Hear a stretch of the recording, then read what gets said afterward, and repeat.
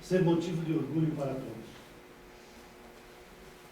E ele exerceu esta função de paradigma de uma forma muito adequada. Ele não se passava como uma pessoa arrogante, como uma pessoa distanciada por nobreza, por cultura dos demais concidadãos. Tanto é que ele ia às comunidades, se hospedava nas casas dos colonos. E isto era uma coisa muito importante para a etnia polonesa. Voltando um pouquinho à pesquisa da professora Isabel Gritti de Erechim, nossa querida amiga, uma outra pesquisadora de Curitiba que tem um sobrenome árabe, que agora não consigo pronunciar, Mortar, uma coisa assim, que a Thaís deve conhecer, sobre o preconceito, o problema do preconceito contra os poloneses. Basta lembrar uma passagem. Polaco burro é pleonasmo, que corria mais ou menos nas comunidades, né? Especialmente nas comunidades multirraciais. O polonês, pelo fato da sua história, da dominação da sua pátria pelos vizinhos, tinha essa pecha. Em Curitiba, no Paraná, polaca era sinônimo de criada, né, entre aspas, de empregado doméstico. No Rio de Janeiro era pior, né? Polaca era sinônimo de prostituta, devido a outras implicações de máfias, de importadores de escravas brancas do leste europeu, etc, etc. O fato é que apareceu esse tipo de pecha que colou na etnia polonesa. Por aqui se vê então a relevância desse ícone positivo numa comunidade polônica. Garduliński é um dos nossos. Garduliński tem contato com presidentes da República. Garduliński é um engenheiro. Garduliński é bem apresentável. Garduliński tem estabilidade econômica. Um ícone nesse sentido, né? Capaz de aumentar a autoestima dos seus concidadãos, capaz de produzir o seguinte silogismo: se o Garduliński pode, o meu filho também pode, eu também posso estudar e ser alguém na vida.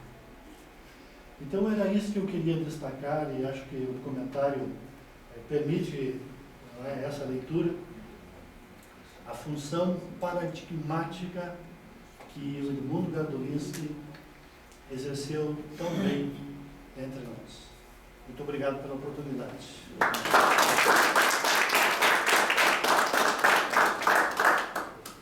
Eu passaria a palavra ao nosso historiador, Francisco Carvalho Júnior, e eu chegar dessa universidade. Obrigado. Bom, minha tarefa, em parte, foi muito bem precedida pela fala de todos os anteriores. Eu apenas quero agradecer, inclusive, de antemão aos filhos do Garduliński, presentes, do Garduliński e André, porque a parte que me coube de cidade fundo, como se diz, foi a organização, participar da organização do arquivo que a família doou à universidade e que atualmente está sediado onde trabalho, um historiador, que é o núcleo de pesquisa em história aqui do nosso Instituto de Ciências Humanas, ligado ao Departamento de História ou Programa de Valoração de História. Parte dessa organização deve ser a professora Zete, também historiadora do núcleo, que ficou encarregada, digamos, da documentação, cartas e outro material.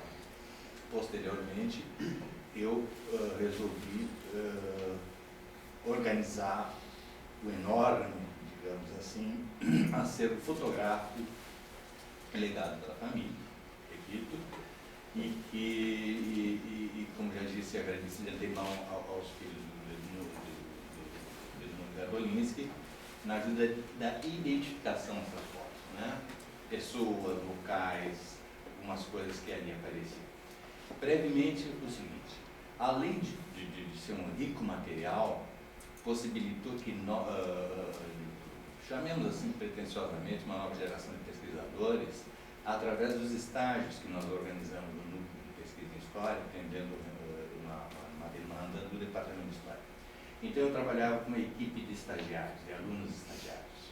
E ali começamos a fazer a limpeza, a parte técnica da organização desse material, as fotografias, através da limpeza, no livro de massa e livros, evidentemente, e começamos a separar as fotos de acordo com alguns critérios para estabelecer algum tipo de séries, né, dessas fotografias.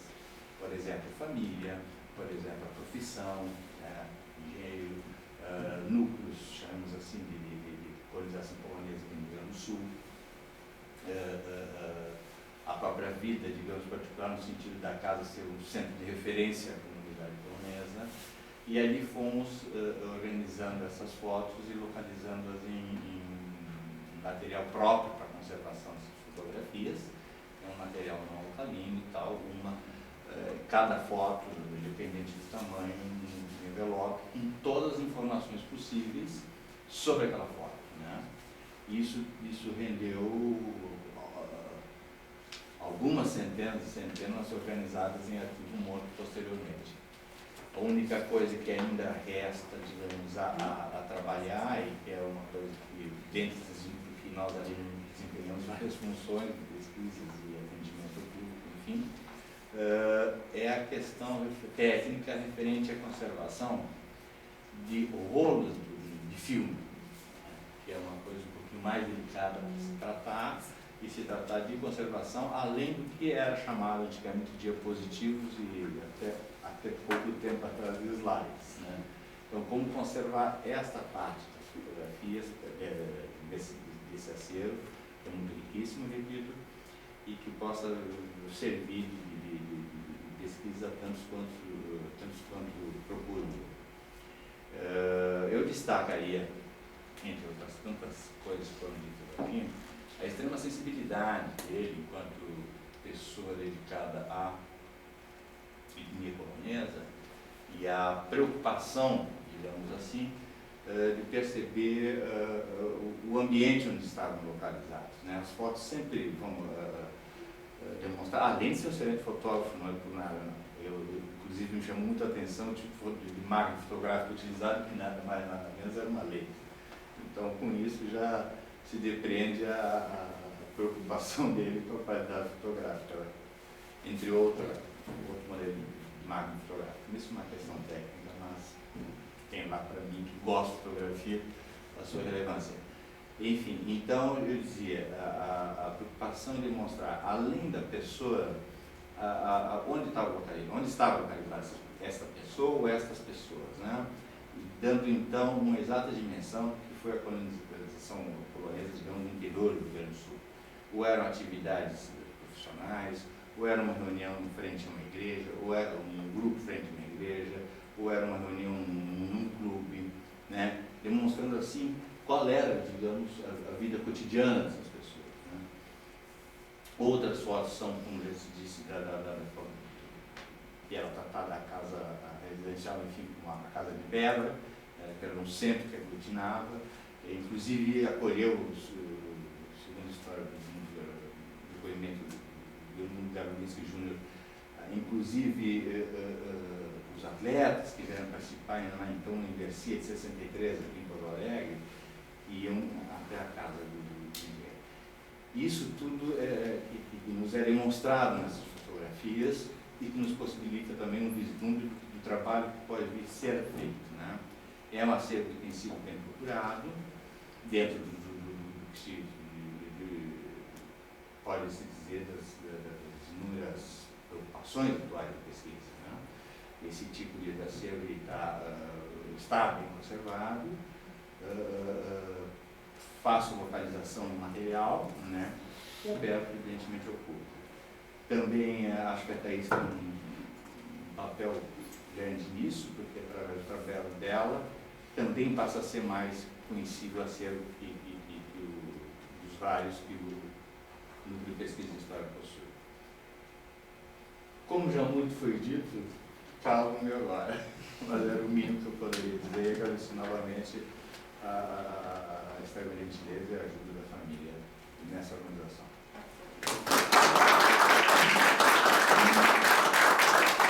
Passei a palavra ao Juan Trindade, que é mestrando em História nessa universidade, e que agradecemos a possibilidade de contar com essa exposição.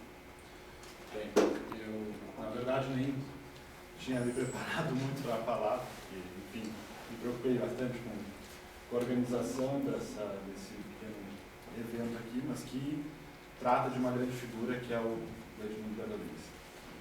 Eu acho que é interessante comentar um pouco as experiências que eu tive, né, no momento que eu comecei a pesquisar a migração polonesa, e especialmente uma figura central, né, que é o Czesław Biezan, um amigo pessoal da família Gardolinski, e que aos poucos, né, a gente vai descobrindo que ele foi bastante importante no desenvolvimento, se assim se pode dizer, da visão que se tem dos poloneses, assim como o Gardolinski é uma figura que positiva a imagem dos imigrantes, por ser uma pessoa com capital cultural, enfim, bastante importante, bastante grande, e que cultivou uma amizade bastante forte com o Edmundo Gardolinski.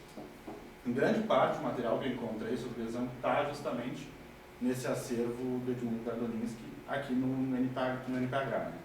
Material, seja cartas, fotos, documentos pessoais, inclusive, que demonstra o quanto o Gardolinski, além de ser um ícone, como falou o Wilson, da imigração polonesa, um ícone do grupo dos poloneses, também um grande memorialista, uma pessoa que se preocupou em juntar documentação. Nem tudo ele pesquisou, mas o importante foi ter juntado tudo isso, né? Aglutinado essas informações, buscado nos rincões mais distantes do estado onde se encontravam poloneses, feito então, né, constituído esse acervo que hoje fornece aí um material que seria uma raridade, né, para quem gosta de pesquisar sobre a migração polonesa e para quem pretende trabalhar com esse assunto. Eu fico agora bastante feliz, né, por ter encontrado essas oportunidades de pesquisar, até porque durante toda a minha graduação eu me voltei para o lado da política, e sempre pretendendo estudar os imigrantes, sempre pretendendo estudar esse grupo étnico do qual, de alguma maneira, eu faço parte, mas sem encontrar possibilidades. Até que um dia, conversando com a professora Regina Weber, eu descobri as possibilidades que existiam, né, de pesquisa, e comecei a desenvolver. Então, eu mais agradeço a presença de todos, agradeço a oportunidade que o ILEA forneceu de nós expor aqui as fotos do Edmundo, né, de expor agora o documentário. Agradeço a presença dos debatedores, né, que se dispuseram a vir, em especial o Thaís, o Francisco, a professora Regina, o Wilson, aos filhos de Edmundo Gardolinski, os quais convidei na quinta-feira, né, souberam de última hora, mas se dispuseram a vir também prestigiar o nosso evento, e a todos vocês por essa presença. Obrigado. Gostaria de dar a palavra aos familiares, ao Cassol, ao Fernando.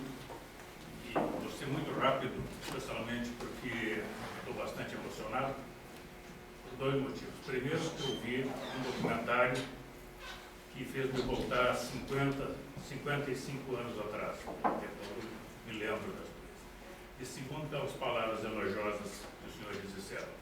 Então, em nome da família Gardolinski, em especial do Edmundo Júnior e o meu, eu queria agradecer à professora Thaís, ao professor Francisco, à professora Regina, ao Juan, todo o trabalho e outros pesquisadores, colaboradores, alunos que permitiram não só terminar aquele primeiro trabalho, como também esse segundo, que resultou nesse documentário precioso. Quero agradecer também, de forma especial, que me deixou bem emocionado, por as palavras a respeito dele, dita por todos os pesquisadores. E também mais um agradecimento ao Dr. Wilson Leite, nosso novo cônsul honorário, e tenho certeza que muito vai fazer pela colônia colonial. Então, muito obrigado para os senhores. Não vou me alongar.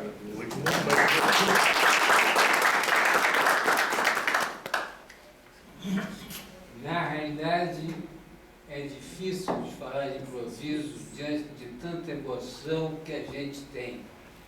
Porque essas emoções que a gente sente dão muito mais vontade de parar para refletir do que parar para falar. Eu, na realidade, agora gostaria de ter uns 10, 15 minutos para poder absorver essa carga de informações, de dados tão importantes e coisas tão bonitas que foram aqui ditas. Mas não posso deixar de dizer que isso se deve ao trabalho abnegado de toda essa equipe, fico no plural, que abrange a todos, e que transformaram uma coisa que começou de uma maneira lenta há alguns anos atrás, que vem se desenvolvendo, e que, assim como a obra, fazendo um parâmetro com a obra da Vila do EPI, que levou praticamente 15 anos para ser construída, mais de 15 anos para a primeira etapa, isso aqui também se transforma numa grande obra, né?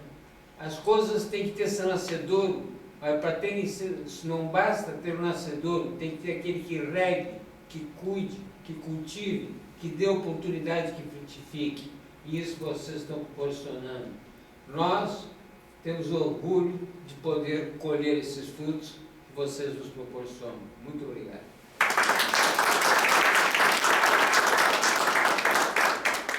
Palavra à disposição. Bom, eu acho que, fazendo sua sugestão, a gente convida a todos a apreciar e vivenciar essa exposição.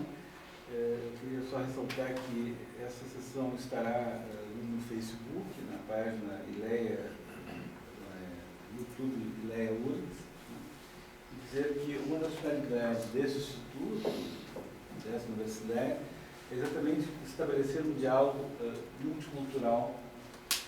Eu mesmo tive oportunidade, há algum tempo, em 1935, contrato da Academia de Ciências da Polônia, 15 dias visitando, fazendo pesquisa com todos os familiares na Polônia e fazendo também conferência na Academia de Ciências de Varsóvia, que foi muito interessante.